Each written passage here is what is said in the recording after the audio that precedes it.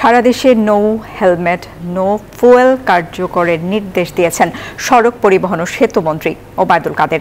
এছাড়া রাজধানীতে ব্যাটারি চালিত কোনো রিকশা চলতে না দেওয়ারও নির্দেশ দেন মন্ত্রী। বনানীতে বিআরটি এর কার্যালয় সভায় এমন নির্দেশনা দেন সড়ক পরিবহন মন্ত্রী।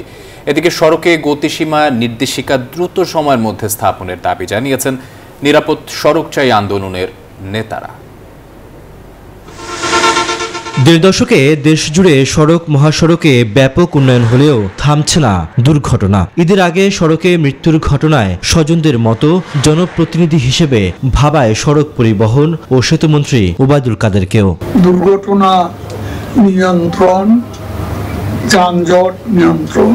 বুধবার বাংলাদেশ সড়ক পরিবহন কর্তৃপক্ষ আইন 2017-এর অধীনে গঠিত উপদেষ্টা পরিষদের প্রথম বৈঠকে কাদের বলেন, হেলমেট ছাড়া কোনো ফুয়েল দেবেন না।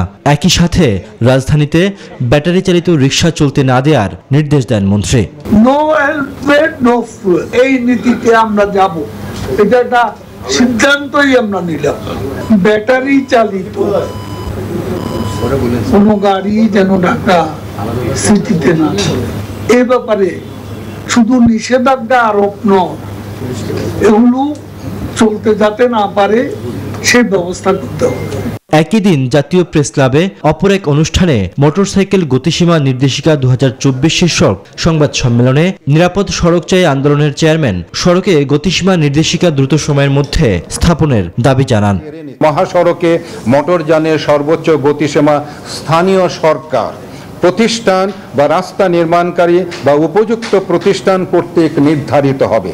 এই নির্দেশিকা বাস্তবায়ন করলে সড়কে নারী, শিশু ও বৃদ্ধ সহ ঝুঁকিপূর্ণ পথচারীদের নিরাপত্তা নিশ্চিত হবে বলেও মনে করে নিরাপদ সড়ক চাই আন্দোলনের নেতারা। জাতিসংঘের ওই নির্দেশনা মেনেই আমাদেরকে গতিসীমা শহর অঞ্চলে নির্ধারণ করতে হবে। রিয়াদ সুমন, নিউজ 24, ঢাকা।